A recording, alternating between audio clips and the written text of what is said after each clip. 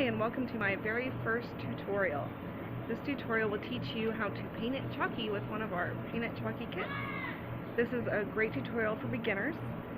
I'm going to teach you how to mix your painter's powder with water and your painter's choice paint. The kit that I'm going to be using for a demo is actually for consultants only. It consists of 5 wooden blocks and a number of stencils. Now these stencils can spell out host, they can spell out party, and they can spell out join. This is great to put on your vendor display tables. And this will allow me to show you the basics of mixing your paint, applying it to wood, and also applying a stencil.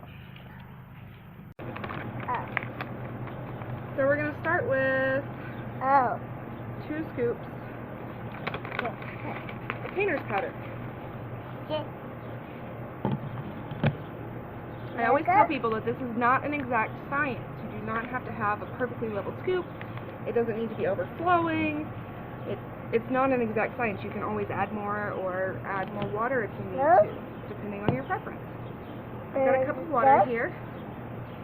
I'm going to add 1, and I'm going to add about a half a scoop of water. I'm going to stir. As I'm stirring, I'll be able to tell if I need more water or not.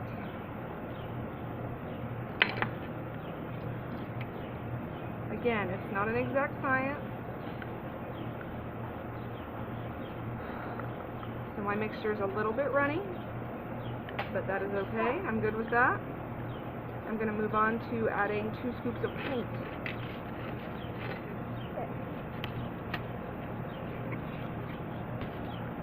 Today I'm using Integrity.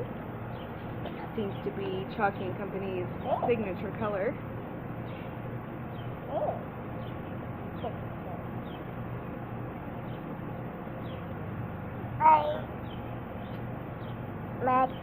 I think I said 2 scoops. I meant 4 scoops. Your instructions are also on your painter's powder bag and on your painter's choice paint container.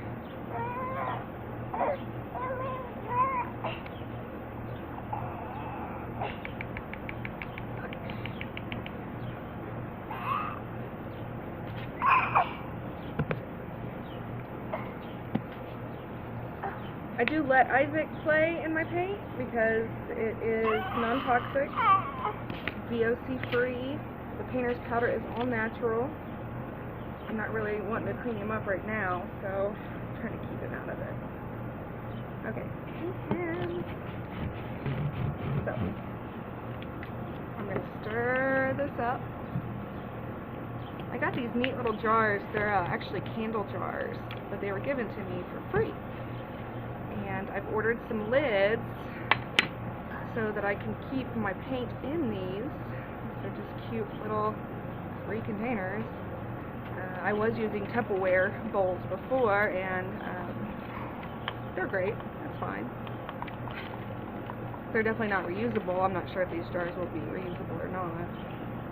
I imagine they'll wash a lot easier than the Tupperware bowls would. So there we have it. Our mixed up paint, and I don't know how dark it is, but you can't even tell that there's been anything mixed into it. The painter's powder doesn't change the color. It shouldn't make it lumpy. Now we're going to start painting our block. You don't need to get a whole gob of paint. You usually just dip the top end of the brush in the paint. And now I'm going to start painting. You do not need to do a very thick layer. Most of the time you're going to do 2 layers of paint. And that's something that's great about painter's powder. Painter's powder allows the paint to dry very quickly. So you can complete your kit at a party in 2 hours or less. So it's not an all-day thing. So I'm just doing a light layer, being mindful of any runoffs that might happen around the edges.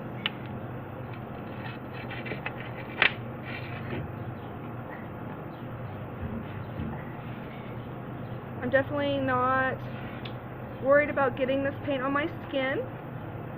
This is latex paint though, so if you have a latex allergy, you might be careful. However, I've heard, not from experience or personally heard, that people with latex allergies don't have issues with our paint.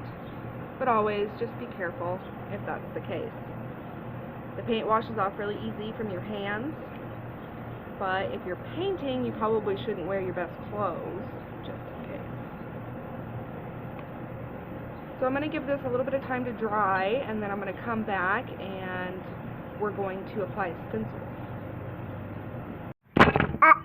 Okay, I'm back and I've painted all of my blocks, which my son is currently stacking. So I'm going to pick one and I'm going to apply the stencil.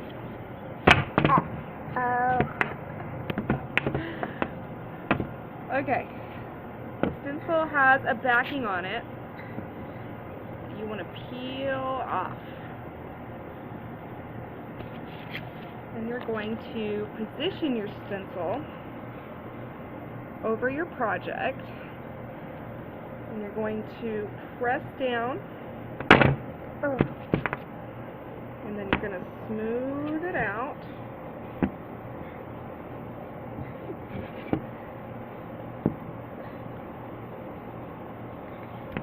And then you're going to peel the top layer off.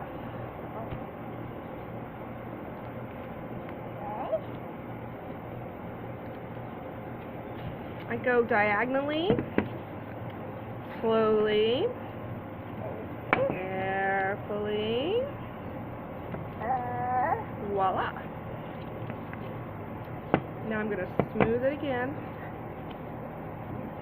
Make sure all the edges are down. Now I'm ready to apply paint over my stencil. I've got some black already mixed up here. People do this differently. I've never had to do anything different than what I'm going to do now. If your stencil isn't working for you, it's suggested that you paint your base coat now, a light layer of your base coat. And before that completely dries, then you put your stencil color on top of it. But I've not had any trouble with my stencil bleeding, so I'm just going to go straight with the stencil color. And I am going to do a very light layer to begin with. And I'm kind of using a dabbing motion rather than a stroking motion to avoid letting the paint run up under the edges of the stencil. Yay!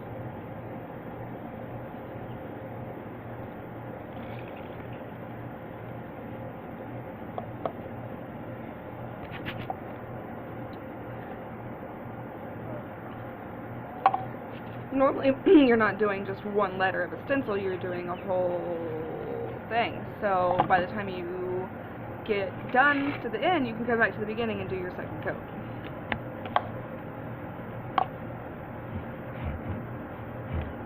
This time it should be safe to go ahead and actually brush the paint on and not dab it.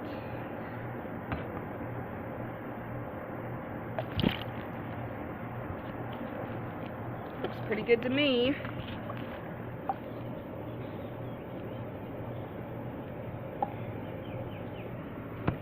Gonna give that just a minute to dry, and then I'm gonna peel it off. Okay, now it is time to peel the stencil off. Again, just go slowly, carefully. This particular stencil doesn't have any small parts to it. In the event that your stencil does, I suggest using tweezers or an X-Acto knife to get the small pieces of the stencil off. Now these generally aren't reusable. Maybe if you're very careful and you don't rip it up.